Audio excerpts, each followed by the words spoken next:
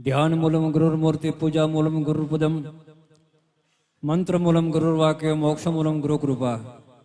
नमस्कार गुरुदेव को, नमस्कार शुभ संत, नमस्कार परब्रह्म को, नमस्कार जीवजंत। तो खूब धन्यवाद। आथेनाथ नगर ने धन्य तराव पर तपोभूमि पर हरगंगेश्वर महादेव ने असीम कृपा थी અને પૂજ્ય બાપુના તપસ્યાથી આજના એક વર્તમાન પ્રસંગે આ એક મહાન શુભ કાર્ય થઈ ગયું। સજ્જનો, જે આપણા સનાતન સંસ્કૃતિ, વૈદિક સંસ્કૃતિ, ચાહે વેદ હોય, પુરાણ હોય, શાસ્ત્ર હોય, છોટા મોટા ધર્મ ગ્રંથમાં વિધિ વિધાન કેવી હે કેવળ આત્મકલ્યાણ માટે। વિશેષ તો શું કહીએ,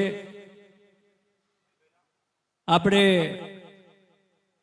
ઈશ્વરની ખોજમાં જઈએ, પણ ઈશ્વરની ખોજ ક્યાં હોય?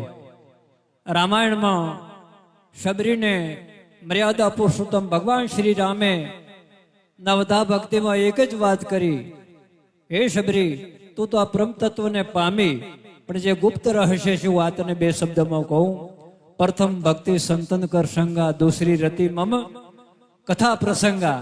હે શબરી, આ ભૂતલો પર જો પ્રથમ સત્સંગ હોય, આત્મકલ્યાણ હોય, તો આવા પૂજ્ય બ્રહ્મનિષ્ઠ સંતોનો સંગ। સજ્જનો, આ સંતોના દર્શન માત્રથી આપણું કલ્યાણ, હવે ભજન કદાચ થાય કે ન થાય। પ્રથમ ભક્તિ સંતન કર સંગા, સમયનો અભાવ અને પાછળ હાથમી ભક્તિમાં કીધું કે એ સબરી, આખું જગત એ મારું રૂપ, પણ મોતે સંત અધિક કર લેખા।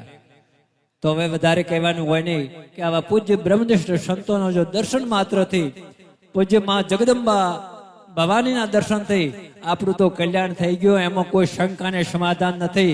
પૂજ્ય કથાકાર બાપુએ પ્રથમ કીધું કે આપણા સનાતન સંસ્કૃતિ, શ્રદ્ધા અને વિશ્વાસ સિવાય કોઈ કાર્ય સિદ્ધ થતું નથી।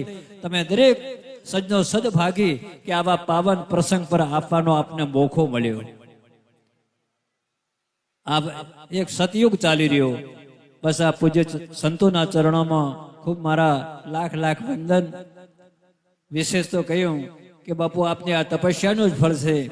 જય જય શ્રદ્ધાળુજનો, અહીં આવ્યો બાપુના ચરણોમાં મસ્તક ઝુકાવો, અથા યોગ સેવા કરો, તો સજ્જનો સંતોના દર્શન માત્રથી આપણું કલ્યાણ, સત્સંગથી આપણું કલ્યાણ। આ બધા ભાગ્યવાન તે આ પાવન પ્રસંગનો આપણે અમૂલ્ય લાભ લીધો। હે પૂર્ણ પરમાત્મા, સુખી રહે સૌ આત્મા, વિશ્વ બને ધર્માત્મા, અને પૂર્ણ હોય તમારી મનકામના।